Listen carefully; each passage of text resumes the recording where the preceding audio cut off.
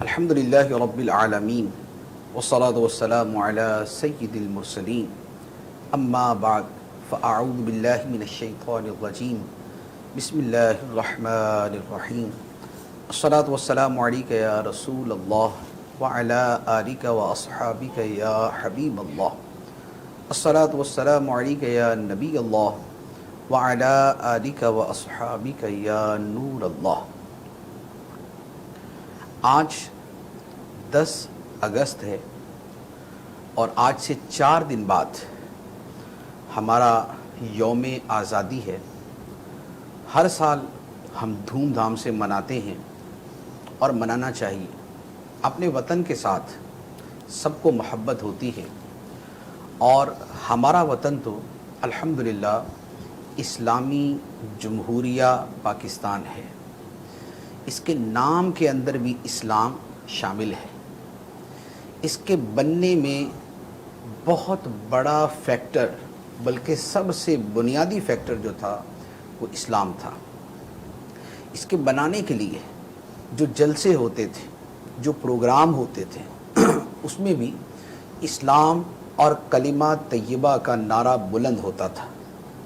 اس کے لیے کوششیں کرنے والوں کی اکثریت مسلمان تھی۔ اس کے بنانے کا مقصد بھی یہ تھا کہ اسے اسلام اور اس کی تعلیمات کی تجربہ گاہ بنائیں گے۔ یہ اسلامی تعلیمات کا ایک روشن ستارہ ہوگا۔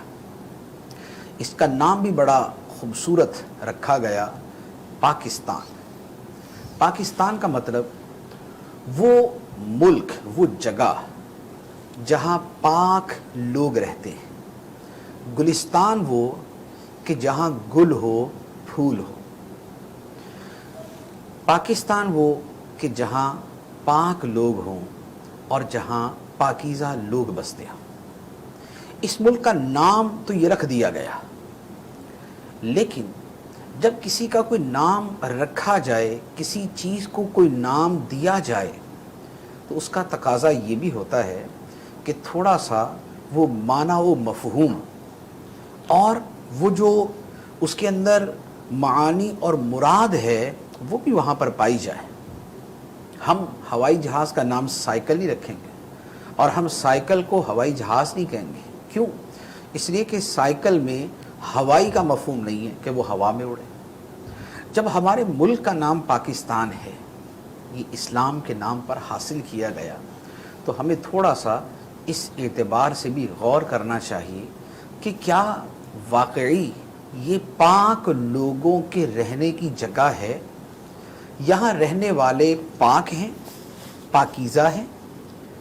اب پاک اور پاکیزہ لوگ کون ہوتے ہیں؟ ہمارا دین، سبحان اللہ، دین تو ہمارا ہے ہی پاک۔ حدیث مبارک ہے، نبی کریم صلی اللہ علیہ وآلہ وسلم نے ارشاد فرمایا، ان اللہ طیب، بے شک اللہ پاک ہے، پاکیزہ ہے، اور پاکیزہ ہی کو پسند فرماتا ہے، اور پاکیزہ کے سوا کسی کو قبول نہیں کرتا کہ اس کی بارگاہ میں ناپاک مال، حرام مال اگر صدقے کے طور پہ پیش کرتا ہے تو خدا اسے قبول نہیں فرماتا۔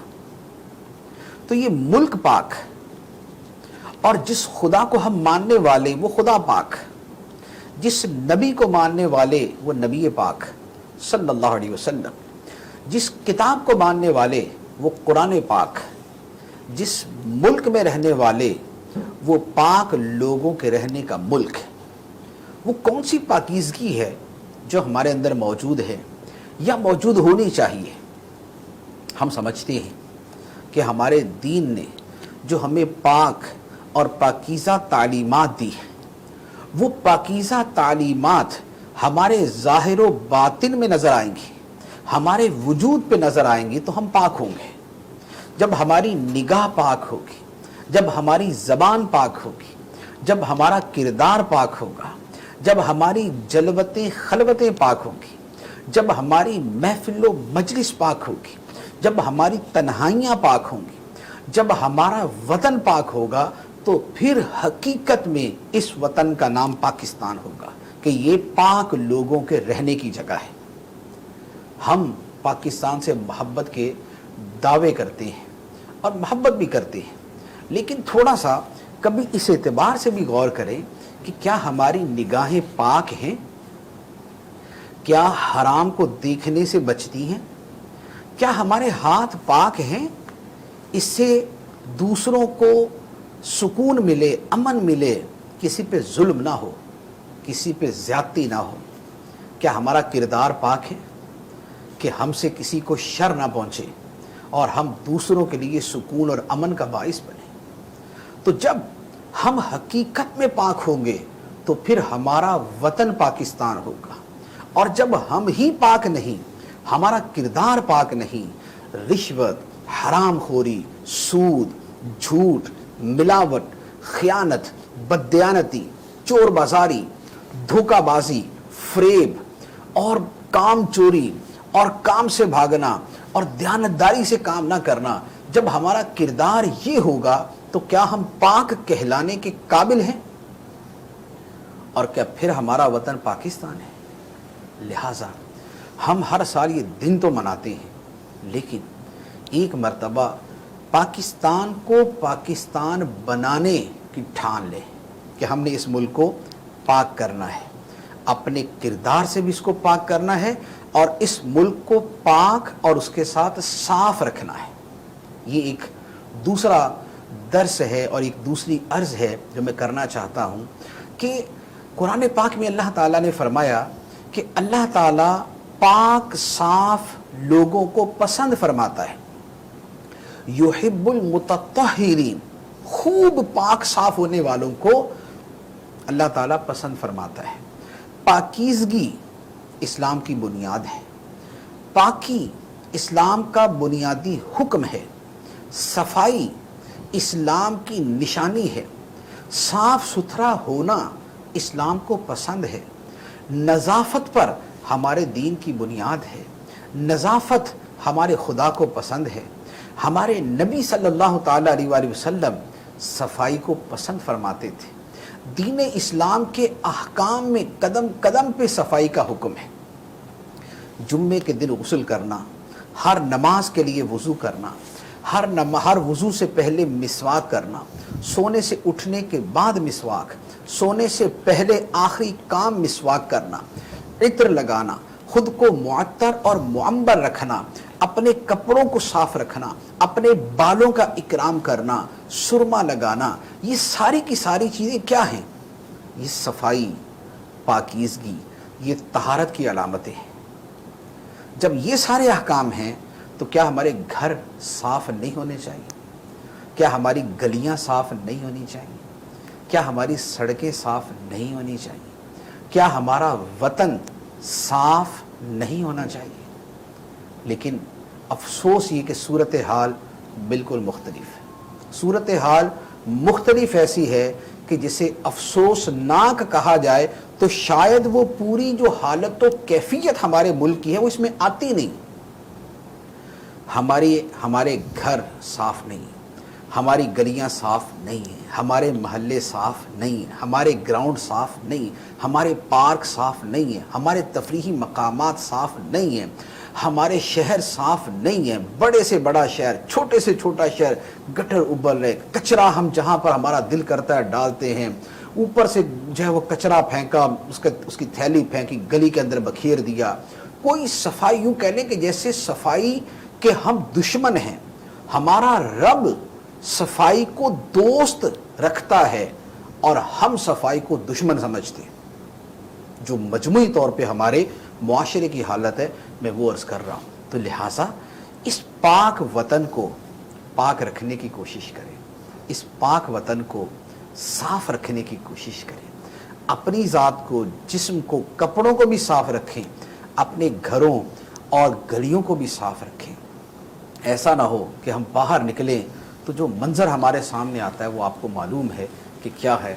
हम किसी और मुल्क में जाते हैं, कदम कदम पे सफाई नज़र आती है, और अपने मुल्क में कदम रखते हैं तो जिसे कहते हैं कि दिल जल के कबाब हो जाता है कि यार ये मुल्क है हमारा, ये है। तो लिहाजा कम से कम इतना अहद करें कि पाकिस्तान को पाकिस्तान बनाना है, ख़ुद भी पाक होना है, ख़ुद भी साफ़ होना है और अपने वतन को भी پاک رکھنا ہے اور صاف رکھنا ہے. اللہ تعالی ہمیں عمل کی توفیق عطا فرمائے. اب آپ کے سوالات کی طرف چلتے ہیں. حیدر علی بھائی ہیں، پوچھ رہے ہیں کہ کیا وضو کے پانی کا بچا ہوا مستعمل پانی جو ہے یہ پودوں کو دے سکتے ہیں؟ وضو کے استعمال کے بعد جو پانی بچ جاتا ہے وہ مائع مستعمل ہو بھی اگر تو اسے پودوں کو دینے میں کوئی حرج نہیں ہے. وہ بالکل پودوں کو دیا جا سکتا ہے. اور یہ مائع مستعمل بھی مائع مستعمل ہو، یعنی یہ نہیں ہے کہ ہم نے جو ہے وہ کسی برتن سے وضو کیا تو ضروری ہے کہ وہ برتن مائع مستعمل ہی بن جائے. ایسا نہیں ہوتا. مائع مستعمل تو وہ ہوتا ہے کہ جو بدن سے چھوٹ جاتا ہے وضو یا غسل کے بعد، وہ مائع مستعمل ہے. اور وہ جو پانی ہے وہ بھی مستعمل ہوگا، لیکن پھر اس کا اپنی شرائط ہوتی ہیں. لیکن خلاصہ کلام بہرحال یہی ہے کہ مائع مستعمل یہ پودوں کو دینا بالکل جائز ہے، اسے ضائع نہیں کرنا چاہیے. نور بھائی کا سوال ہے، پوچھ رہے ہیں کہ نماز میں دعائے معصورہ کیوں پڑھی جاتی ہے؟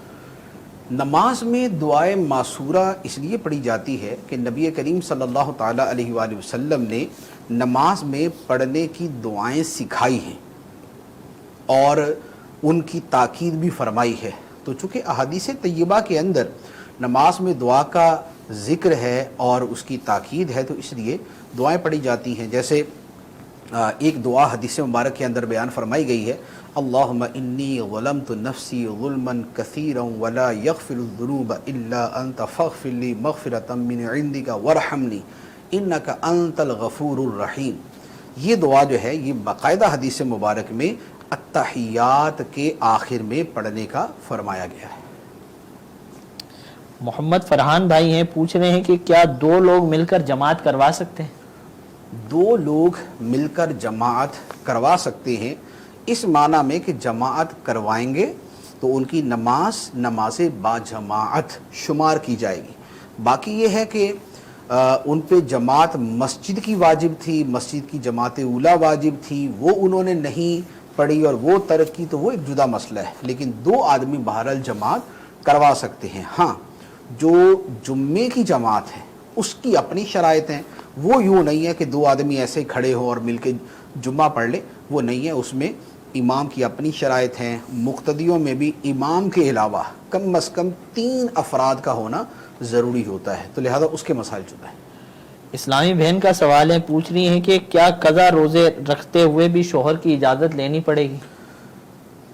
قضا روزے رکھتے ہوئے بھی شوہر کی اجازت لی جائے گی، کیونکہ رمضان المبارک کے ایام یہ اللہ عز و جل کی طرف سے معین ہیں. اسے تو آگے پیچھے کرنے کا اختیار نہیں ہے شوہر کو، لیکن عام دنوں کے اندر جو ہے وہ شوہر کا حق ہوتا ہے. لہذا اس سے جو اس کی حاجت، اس کی ضرورت سے ہٹ کر ایام ہیں، انہی دنوں کے اندر روزے رکھے جائیں. نادر بھائی کا سوال ہے، پوچھ رہے ہیں کہ تفسیر اور تعویل میں کیا فرق ہے؟ تفسیر اور تعویل دو اصطلاحات ہیں اور اس کی مختلف تعریفات کی گئی ہیں. تفسیر کی ایک تعریف یہ ہے کہ جو منصوص ہے، یعنی جو حدیث میں بیان کی گئی ہے وہ تفسیر ہے، یا جو صحابہ کرام سے مروی ہے وہ تفسیر ہے. اور جو اس کے علاوہ ہے، جو کلام عرب کو سامنے رکھتے ہوئے، الفاظ کے اشتقاق، معانی کو سامنے رکھتے ہوئے، اس کے استعمالات کو سامنے رکھتے ہوئے کی جائے، وہ تعویل ہے. تو ایک فرق یہ بیان کیا گیا ہے. ایک یہ ہے کہ جو معین معنی ہے وہ تفسیر ہے اور جو معین سے ہٹ کر ہے وہ تعویل ہے. ایک یہ کیا جاتا ہے کہ جو معنی حقیقی ہے وہ تفسیر ہے اور جو معنی حقیقی سے ہٹ کر معنی ہے وہ اس کی تعویل ہے. تو یوں اس طرح کا ایک یوں کہہ لے کہ بہت سارے اس کے معانی بیان کیے گئے ہیں. دو لفظ ہیں اور ان کی اصطلاحات بہت ساری ہیں.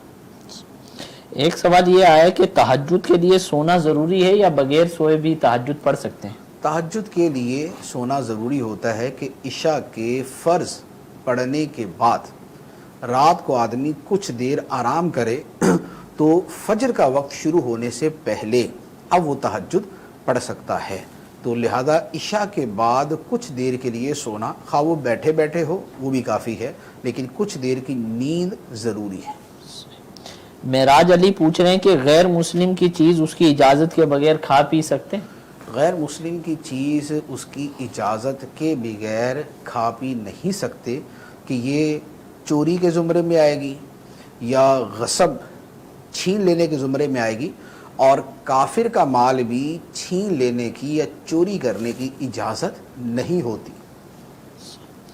جامی رضا بھائی پوچھ رہے ہیں خیار شرط کیا چیز ہوتی ہے؟ خیار شرط کے لیے میرے خیال میں تو قدوری شریف کا مطالعہ کر لیں تو یہ بہتر ہے، پبلک کو نہ خیار شرط کا پتہ چلے گا اور نہ اس کی تفصیل کا پتہ چلے گا۔ غلام فرید بھائی یہ کہہ رہے ہیں کہ مسجد کا محراب سینٹر میں نہیں ہے بلکہ ایک سائڈ کے اوپر 4-5 فٹ کے فرق سے بنا ہوا ہے، تو ایسی مسجد کے اندر جماعت کس طرح کروائی جائے؟ محراب وہاں پر جماعت جو محراب دو طرح کے ہوتے ہیں نا، محراب کے دو معنی سمجھ لیں یا دو استعمال سمجھ لیں۔ ایک ہوتا ہے محراب حقیقی اور ایک ہوتا ہے محراب سوری، صورت کے اعتبار سے۔ محراب حقیقی کہتے ہیں مسجد کے بالکل وسط کو، درمیان کو۔ مثال کے طور پہ 30 گز کی چوڑائی کی مسجد ہے، اب 30 گز کا مطلب یہ ہوا کہ یہ جو درمیان میں بالکل جو 15 13 14 15 گز والی جگہ ہے، یہ والی جگہ جو ہے یہ اس کا وسط حقیقی بنے گی، ٹھیک ہے؟ تو یہ ہے اس کا محراب حقیقی۔ اور محراب سوری یہ ہوتا ہے کہ جو محراب کی صورت بنی ہوئی ہے۔ اب اصل جو اعتبار ہے وہ محراب حقیقی کا ہے کہ جب جماعت ہوگی تو امام کے لیے سنت یہ ہے کہ وہ اس جماعت کی جو جتنی وہ جگہ بنتی ہے اس کے بالکل درمیان میں کھڑا ہو۔ اب اگر درمیان اور ہے اور صورتاً محراب اور ہے، اب اگر یہ اسے چھوڑ کے ادھر کھڑا ہوگا اور جس کی صورت یہ بن جائے گی کہ مثال کے طور پہ ادھر نمازی کم ہے اور ادھر نمازی زیادہ ہے، تو یہ ترک سنت کی صورت ہوگی۔ لہذا جو محراب حقیقی بنتی ہے وہاں پر کھڑا ہونا چاہیے۔ احسان اللہ بھائی ہیں کہہ رہے ہیں کہ السلام علیکم ورحمۃ اللہ وبرکاتہ۔ وعلیکم السلام ورحمۃ اللہ وبرکاتہ۔ پوچھ رہے ہیں کہ نماز میں اگر بندہ صرف فرض ہی پڑھتا ہو اور سنتیں وغیرہ نہ پڑھتا ہو تو ایسے بندے کے لیے کیا حکم ہے؟ نماز میں صرف فرض پڑھے اور سنتیں نہ پڑھے، اس کا عمومی مفہوم تو یہ بنتا ہے کہ جیسے فجر کی نماز میں اس نے 2 فرض پڑھے لیکن 2 سنتیں چھوڑ دیں، ظہر کی نماز میں 4 فرض پڑھے لیکن جو پہلے کی 4 سنتیں اور بعد کی 2 سنتیں وہ چھوڑ دیں۔ اسی طرح مغرب میں اور عشاء میں، عصر کے اندر تو سنتیں موقدہ ہوتی نہیں، سنتیں ہیں لیکن سنتیں غیر موقدہ ہیں۔ تو دیکھیں حکم یہ ہے کہ یہ جو نوافل ہوتے ہیں ان کی بڑی فضیلت ہے، ان کی بڑی عظمت ہے، اور قیامت کے دن اگر بندے کے فرضوں میں کچھ کمی رہ جائے گی، جیسے بھولے سے کسی آدمی نے بے وضو نماز پڑھ لی تھی، اس کو نہیں پتہ چلا، یا ناقص انداز کے اندر اس نے فرض پڑھے تھے، تو اللہ تعالیٰ ان سنتوں اور نوافل کے ذریعے اس کے فرضوں کی کمی پوری فرمائے گا۔ تو انہیں متممات اور مکملات کہا جاتا ہے کہ یہ فرائض کی تکمیل کرنے والی ہیں، یہ ان کو پورا کرنے والے ہیں۔ تو لہٰذا یہ سنتیں اور نوافل یہ بڑے اہم ہیں اور ان کے بڑے فضائل ہیں۔ احادیث طیبہ کے اندر یہ جیسے مثال کے طور پہ فجر کی سنتیں، اس کے بارے میں تو یہاں تک فرمایا گیا ہے کہ اگرچہ دشمن کے گھوڑے تم پہ حملہ بھی کر دے تب بھی یہ سنتیں ادا کرو، فجر کی سنتیں۔ اور جو باقی سنتیں ہیں ان میں بھی اپنی اپنی ان کی فضیلتیں بیان کی گئی، اور نبی پاک صلی اللہ تعالیٰ علیہ وسلم کا وہ معمول تھی، حتیٰ کہ نبی پاک علیہ السلام سفر و حضر میں یہ سنتیں ادا فرماتے تھے۔ تو لہذا سنتیں اور نوافل ترک نہیں کرنے چاہیے۔ اچھا، اب یہ ہے کہ بالفرض اگر کوئی ترک کرتا ہی ہے تو اس پہ حکم شرعی کیا ہے؟ تو اس کا جواب یہ ہے کہ جو نوافل ہیں یا جو سنتیں غیر موقدہ ہیں، اگر ان کو ترک کرتا ہے تو وہ گناہ گار نہیں، ایک فضیلت کا عمل تھا اس نے چھوڑ دیا۔ لیکن اگر سنت مؤکدہ ترک کرتا ہے، سنت مؤکدہ کون سی ہیں؟ ظہر سے پہلے، فجر سے پہلے کی 2، عصر سے پہلے کی 4، ظہر سے پہلے کی 4 اور ظہر کے بعد کی 2، مغرب کے بعد کی 2 اور عشاء کے بعد کی 2، تو یہ سنتیں جو ہیں یہ سنت مؤکدہ ہیں۔ اور جمعے کے اندر یہ ہوتا ہے کہ جمعے سے پہلے کی 4 اور جمعے کے بعد کی 4، وہ سنت موقدہ۔ تو اب اگر جو سنت موقدہ کا تاریخ ہے تو اس کے بارے میں حکم یہ ہے کہ اگر وہ ایک آدھ مرتبہ کبھی کبھار چھوڑ دی تو اس پر گناہ نہیں ہے، ہاں اس سے پوچھا جائے گا کہ کیوں چھوڑی، یعنی کہ اس سے پوچھ گچھ ہوگی، سرزنش ہوگی، لیکن اس پر گناہ نہیں ہے۔ لیکن اگر سنت مؤکدہ کے ترک کی عادت بنا لے کہ بار بار چھوڑتا ہے، بار بار چھوڑتا ہے، تو یہ جو سنت مؤکدہ کا ترک ہے یہ گناہ ہے، پھر اس پر گناہ ہوگا، اور پھر گناہ جو ہے وہ بہرحال عذاب کے مستحق ہونے کا سبب بنتا ہے۔ البتہ اس میں ایک اور صورت بھی ہے، وہ فقہاء کرام نے جو بیان فرمائی ہے وہ بڑی سخت صورت ہے۔ وہ یہ ہے کہ جو بندہ سنتیں یہ سمجھ کے چھوڑتا ہے کہ یار ان کی کیا اہمیت ہے، تو اس پر فقہاء کرام نے کفر کا حکم دیا ہے کہ اس نے سنتوں کی تخفیف کی ہے، توہین کی ہے، انہیں معمولی اور ہلکا سا سمجھا ہے، تو اس پر بڑا سخت حکم ہے۔ اب جو لوگ عادتاً سنت مؤکدہ ترک کرتے ہیں، نہیں نہ نفل پڑھنی، نہ سنت غیر مؤکدہ، نہ سنت مؤکدہ، اور بس فرض، تو جو بالکل ہی ایسا معمول بنا لے تو ان کے بارے میں بڑا اندیشہ ہے کہ کہیں یہی وہ ہلکے پن والا اور یہ اس طرح کا ان کے دل کے اندر معنی مفہوم نہ ہو کہ جس کے اوپر اتنا سخت حکم لگتا ہے، تو لہذا سنت ترک نہیں کرنی چاہیے، بلکہ یہ جو 12 سنت مؤکدہ ہیں ان کو ادا کرنے پر جنت کی بشارت ہے، اور انہیں ترک کرنے پر شفاعت سے محرومی کی وعید ہے۔ جے آر اتاری بھائی ہیں، ان کا بھی اسی طرح کا سوال ہے، وہ پوچھ رہے ہیں کہ سنت مؤکدہ سفر وغیرہ میں ہی پڑھنی پڑے گی؟ سنت مؤکدہ سفر میں بھی پڑھنی چاہیے۔ ترمذی شریف کے اندر حدیث مبارک ہے کہ نبی کریم صلی اللہ تعالی علیہ وآلہ وسلم نے سفر و حضر کے اندر سنتیں ادا فرمائیں۔ ایک تو یہ، دوسری بات یہ ہے کہ جب یہ سنتیں فرض کی تکمیل ہیں تو فرض کی تکمیل تو بہر صورت ہونی چاہیے، خواہ وہ سفر کے اندر ہے یا حضر کے اندر ہے، تو یہ جو سفر کی سنتیں پڑھی جائیں گی یہ بھی قیامت کے دن جو ہے تکمیل کا سبب بنیں گی، تو لہذا اس اعتبار سے بھی پڑھنی چاہیے۔ الحاق اسلام بھائی ہیں، پوچھ رہے ہیں کہ حافظ قرآن کو روزانہ کتنے سپارے دہرانے چاہیے؟ کوئی شرعی اعتبار سے تو اس پر حکم نہیں ہے، شرعاً جو حافظ پہ حکم ہے وہ یہ ہے کہ وہ قرآن پاک کو یاد رکھے اور حفظ بھول نہ جائے۔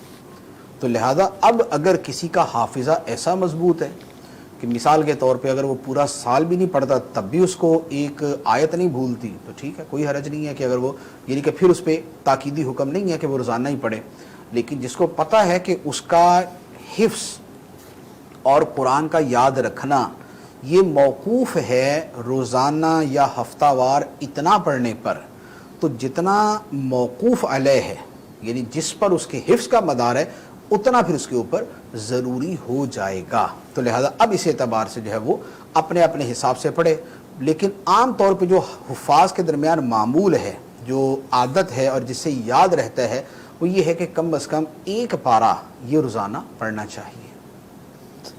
یعقوب بھائی ہیں، ذوالفقار بھائی ہیں، حسان عباس بھائی ہیں، اور بہت سارے لوگ آپ کو سلام کہہ رہے ہیں، اور بہت سارے لوگ ورحمۃ اللہ، بہت سارے لوگ ہیں، رضا بھائی ہیں، اویس بھائی ہیں، کہہ رہے ہیں کہ ماشاءاللہ بہت اچھا پروگرام ہے، مفتی صاحب بہت دنوں بعد لائیو آئے ہیں، یہ بھی میسج آیا ہے۔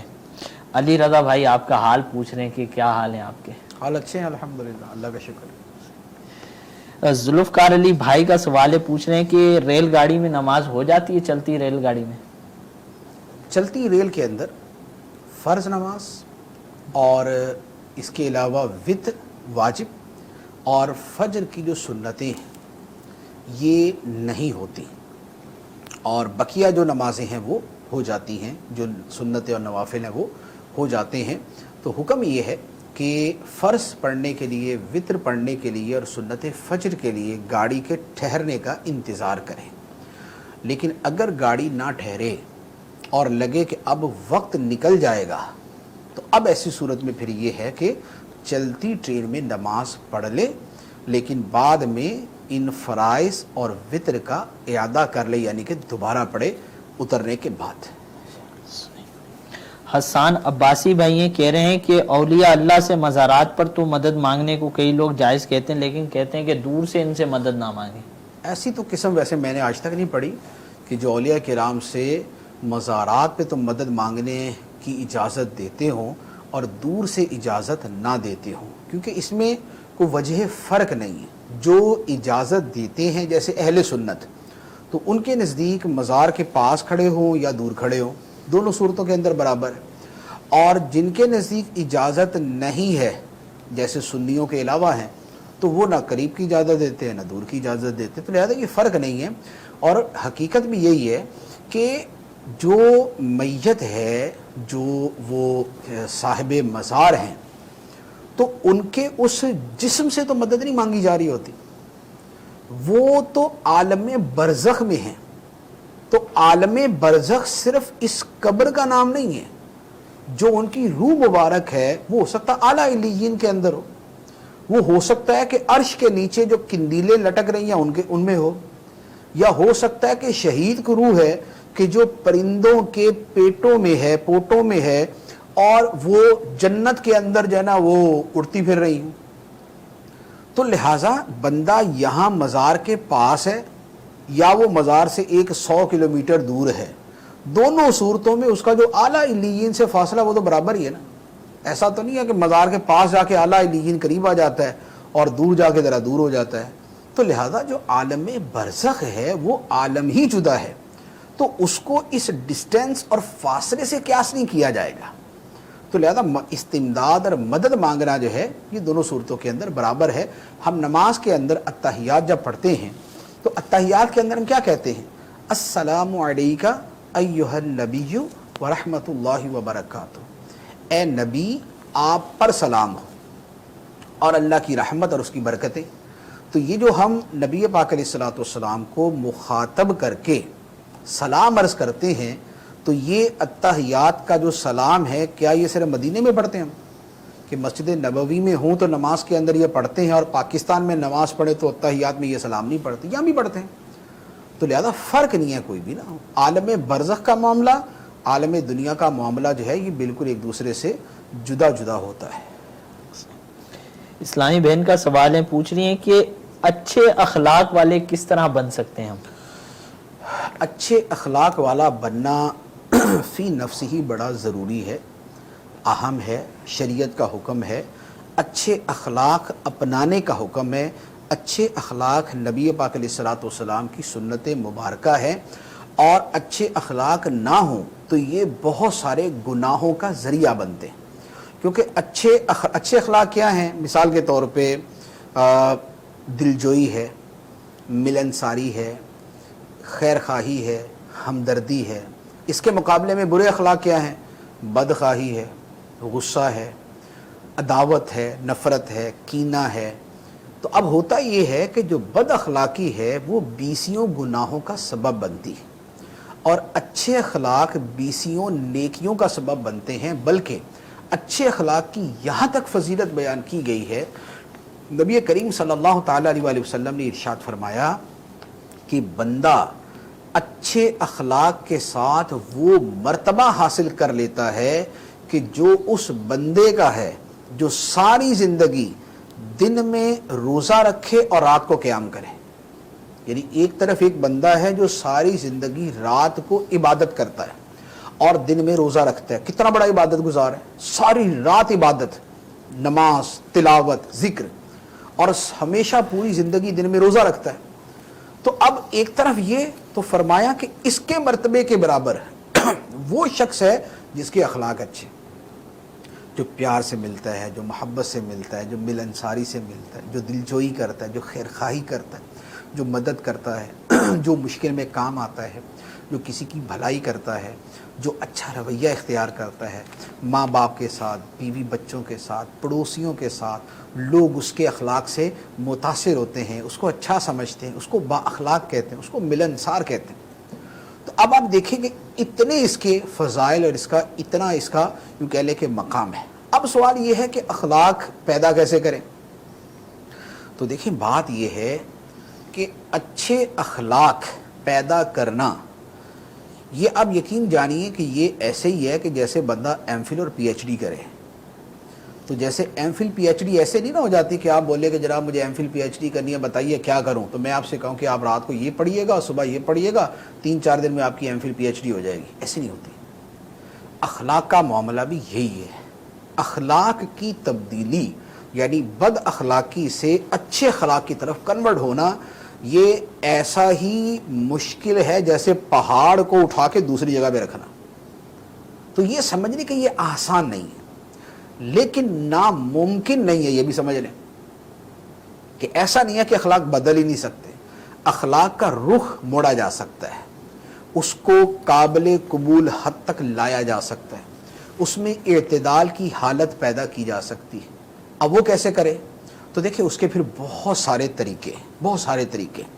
یہ جو مرید بنتے ہیں نا, کسی پیر کا مرید بنتے ہیں, اس کے پیچھے بہت بڑا مقصد بھی یہی ہوتا ہے کہ ہمارا کردار بدل جائے, ہمارے اخلاق بدلے, ہم اچھے بن جائیں, ہم نیک بن جائیں.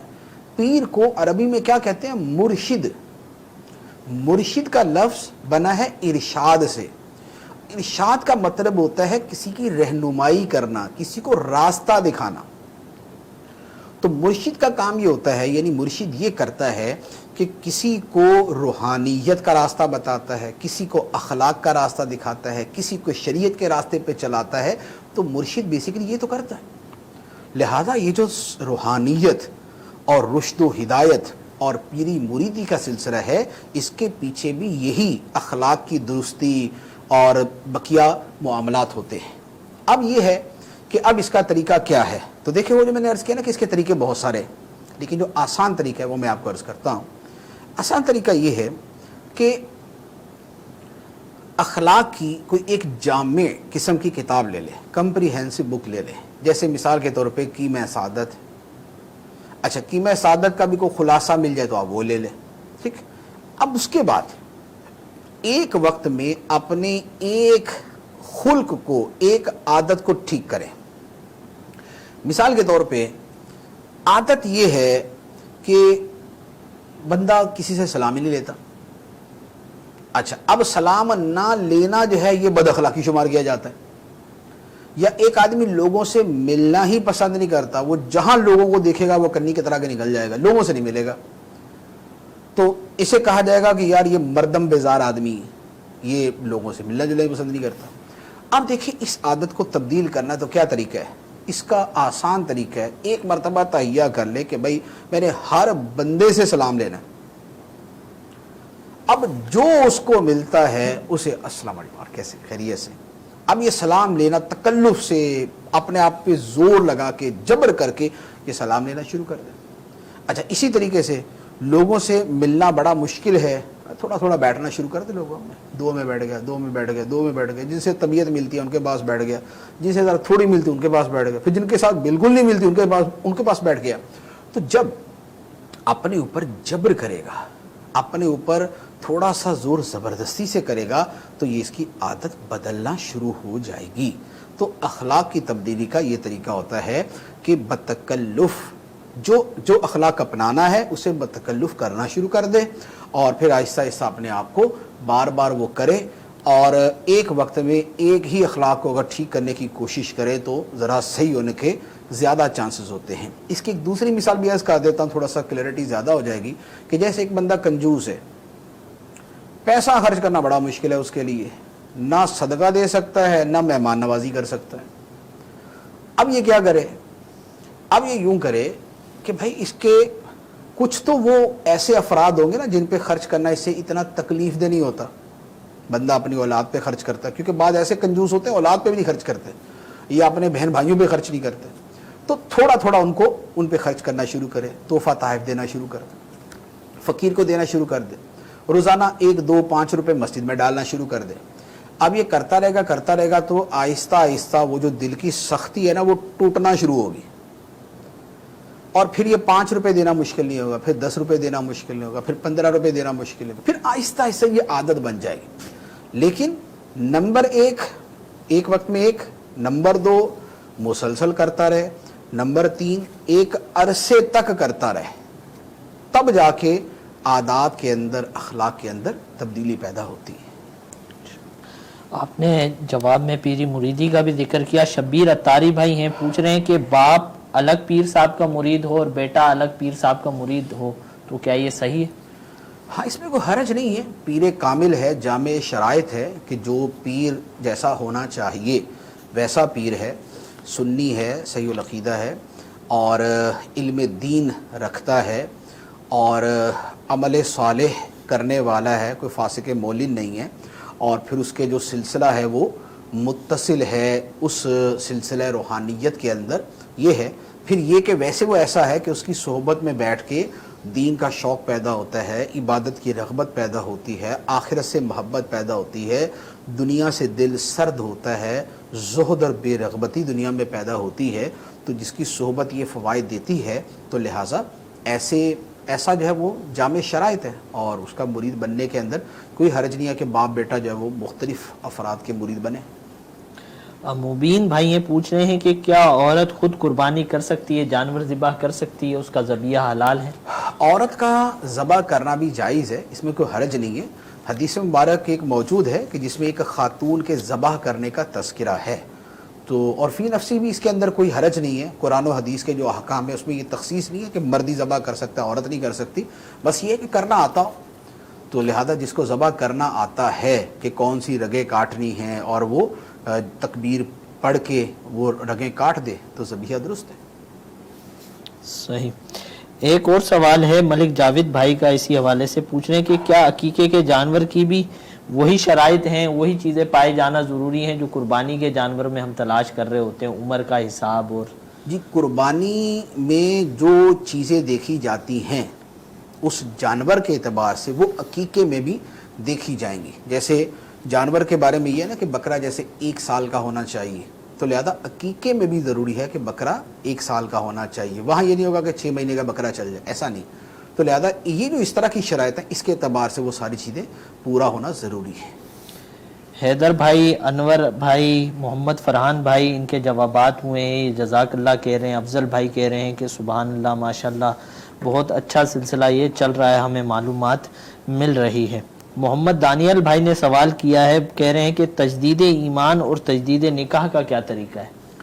تجدید ایمان اور تجدید نکاح، تجدید ایمان تو یہ ہوتا ہے کہ انسان نئے سرے سے کلمہ پڑھتا ہے۔ اب یہ تجدید ایمان جو ہے یہ 2 صورتیں ہوتی ہیں۔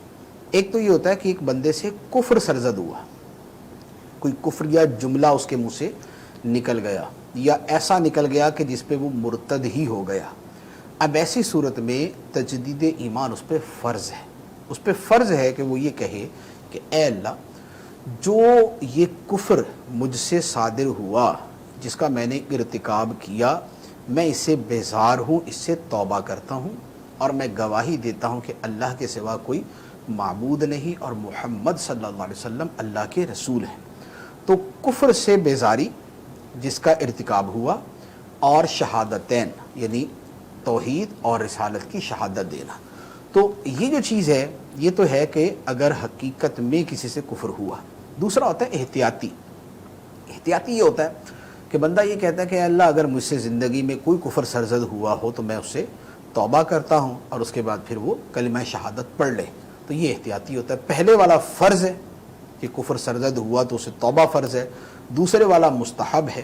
اچھا، اس کے ساتھ تجدید ایمان کی ایک اور صورت بھی ہے، اس کو بہرحال تجدید ایمان کا لفظ تو اصطلاح کے اندر نہیں کہا جاتا، اگرچہ وہ حدیث مبارک کے اندر الفاظ مبارک یہی ہیں کہ اپنے ایمان کی تجدید کیا کرو۔ عرض کی کیسے؟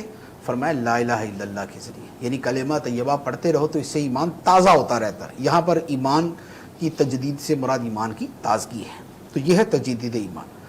تجدید نکاح جو ہے وہ بھی ایسے ہی ہے جیسے تجدید ایمان کی 2 صورت ہے۔ اگر تو کفر کے بعد تجدید نکاح کی جا رہی ہے کہ تجدید ایمان کر لی، اب نکاح نئے سرے سے پڑھ رہے ہیں، تو پھر تو پورا جیسے نکاح ہوتا ہے بما مہر کے، پھر تو وہی ہوگا۔ اور اگر احتیاطی تجدید نکاح ہے تو اس کے اندر پھر مہر جو ہے وہ ضروری نہیں ہوتا، بس جو ہے وہ آپس میں جو ایجاب و قبول کے کلمات ہیں وہ کہہ لیے جائیں۔ صحیح۔ محمد ابراہیم بھائی یہ کہہ رہے ہیں کہ نماز میں آنکھیں بند کر سکتے ہیں؟ نماز میں آنکھیں کھلی رکھنا افضل ہے، بہتر ہے، اور بند رکھنا جو ہے یہ کوئی گناہ نہیں ہے۔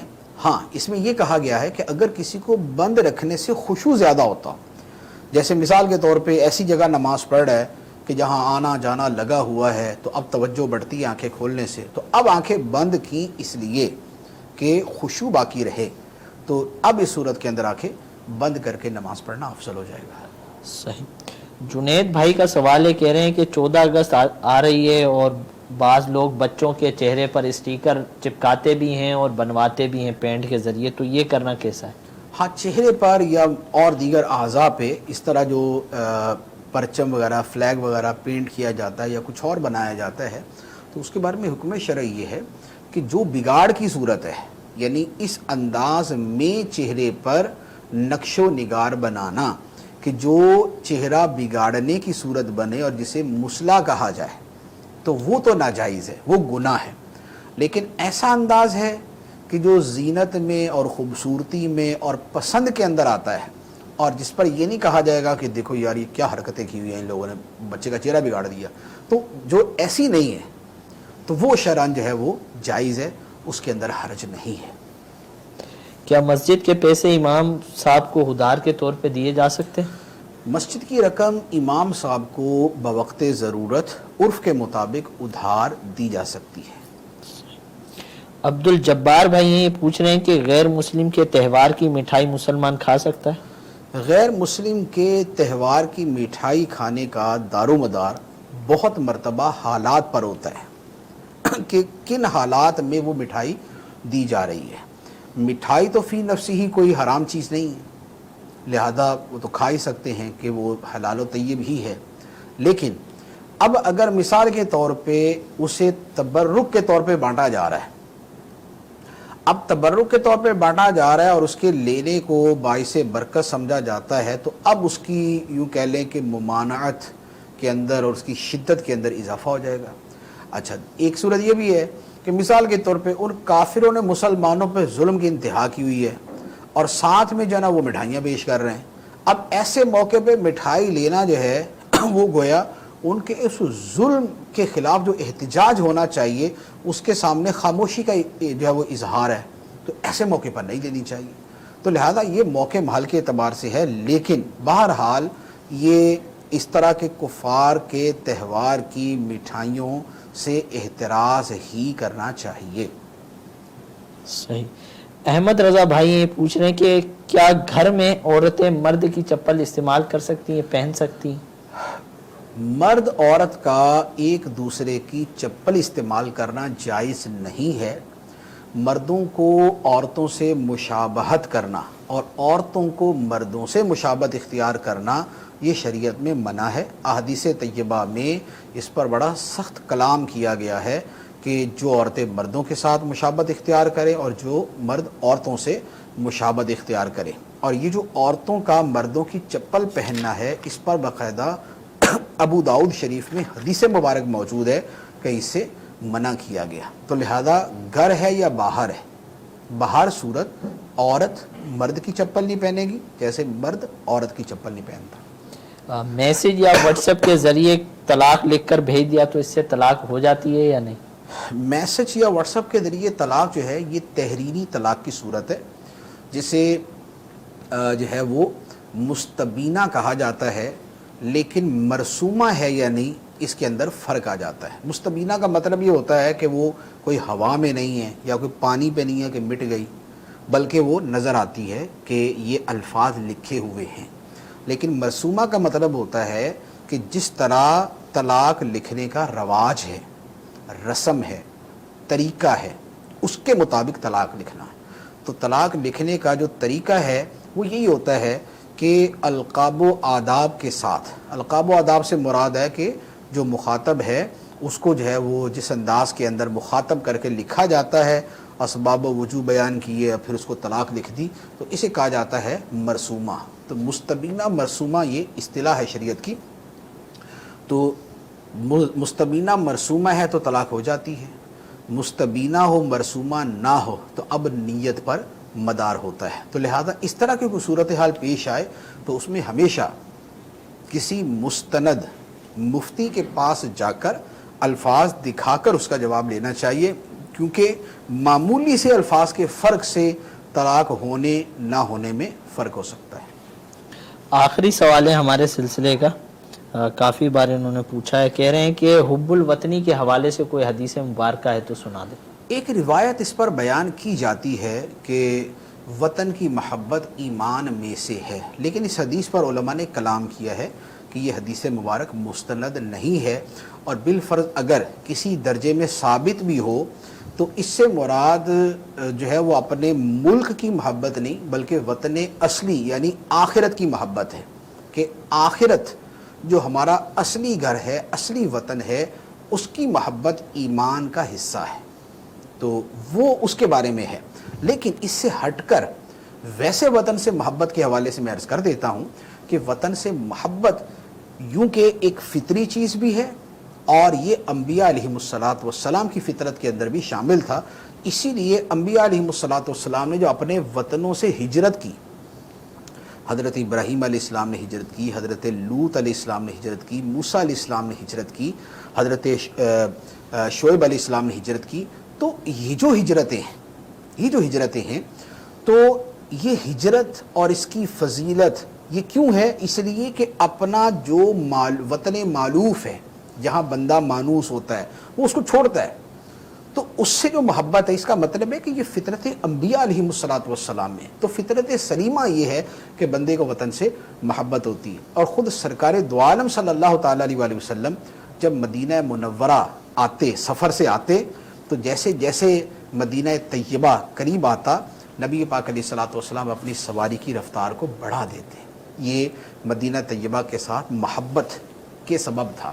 تو مدینے سے محبت، ایک تو خیر یہ بھی ہے کہ مدینہ منورہ کی ایک اپنی شان ہے، لیکن اس کے ساتھ وطن کی محبت کا بھی عنصر شامل ہے۔ اس لیے اس حدیث کی شرح میں حضرت علامہ بدر الدین عینی رحمۃ اللہ علیہ نے عمدۃ القاری میں وطن کی محبت کا استدلال بھی کیا ہے، تو لہذا وطن سے محبت ہونی چاہیے۔